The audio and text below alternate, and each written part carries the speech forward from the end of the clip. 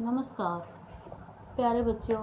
आज असी भाई वीर सिंह जी द्वारा लिखी गई कविता टुकड़ी जग तो न्यारी पढ़ांगे।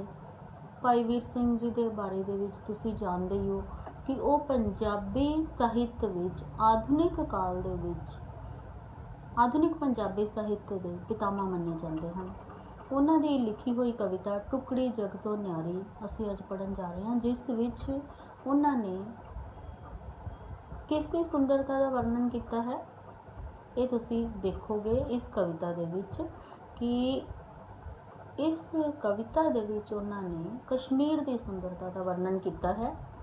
इस कविता जो लिख रहे हैं, अरशां दे विच कुदरत देवी सानू नजरी आई, हुसन मंडल विच खड़ी खेलदी खुशियां छैबर लाई।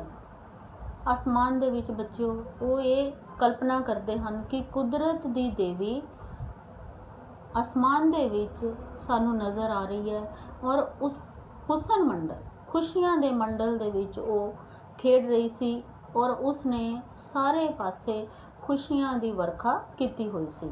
दौड़ी ने एक मुठ भर लिती, इस विच की आया। और वो कहते हैं कि जदों वो खुशियां दे विच आसमान दे विच कुदरत दी देवी दौड़ रही सी तां उसने अपनी एक मुठ दे विच बहुत कुछ भरिया और उन्हां दी मुठ दे विच जो जो आया उस दे बारे वो कहते हैं कि उस मुठ विच की आया, परबत टिब्बे अते करेवे विच मैदान सुहाया। उस दे मुठ विच परबत टिब्बे करेवे करेवे हुंदे बच्चों जिस दे उपर टिब्बियां दे उपर जिहड़ा मैदानी इलाका है बहुत सुंदर लगता है। चश्मे नाले नदियां झीलां निक्के जिवें समुंदर, ठंडियां छावां मिठियां हवावां बन बागां जिहे सुंदर। उस दे मुठ विच परबत टिब्बे करेवे चश्मे नदियां नाले झीलां इस तरह लग रही सन जिस तरह छोटे छोटे समुंदर होण, ठंडियां छावां मिठियां हवावां ते बन जिहड़े है वो बागां वांगर सुंदर लग रहे सन। बर्फां मीह धुप्पां ते बदल रुत्तां मेवे प्यारे, अरसी नाल नज़ारे आए इस मुट्ठी विच सारे।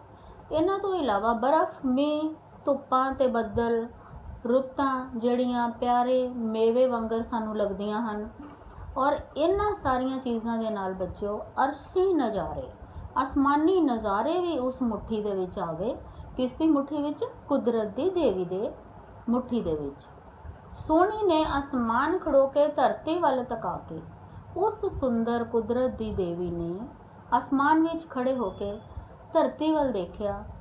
ये मुट्ठी खुली ते सुटिया सब कुछ हेठ तका के।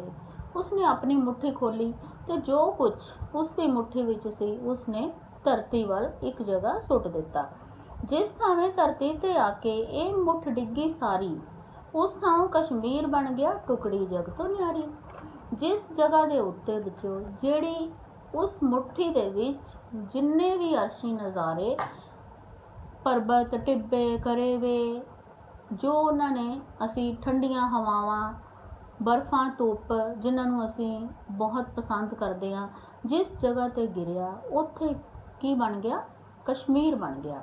और कश्मीर नूं की कहा जाता है कि ये पूरे संसार दे विच एक छोटी जी टुकड़ी पूरे संसार विच जग तो न्यारी टुकड़ी है धरती पर छो आसमानी सुंदरता विच लिशके, धरती दे रस स्वाद नज़ारे रमज अरश दी चमके। है तो धरती लेकिन सुंदरता उसकी इन्नी है कि इस तरह महसूस होता है कि जिस तरह उस दे विच रस स्वाद और नज़ारे जिहड़े है वो आसमानी छोह होवे। इस दे विच कश्मीर की सुंदरता का अद्भुत ते विस्मादमई और रब्बी वर्णन किया गया है कि जिस तरह धरती के उत्ते असी आसमानी छोह नूं प्राप्त कर सकते हाँ, उस तरह ही असी जो कश्मीर नूं देखते हाँ तो सानू इस तरह अनुभव होता है कि असी इस धरती के उत्ते आसमानी छोह के नाल नाल स्वर्गी नज़ारे देख रहे हों। धन्यवाद।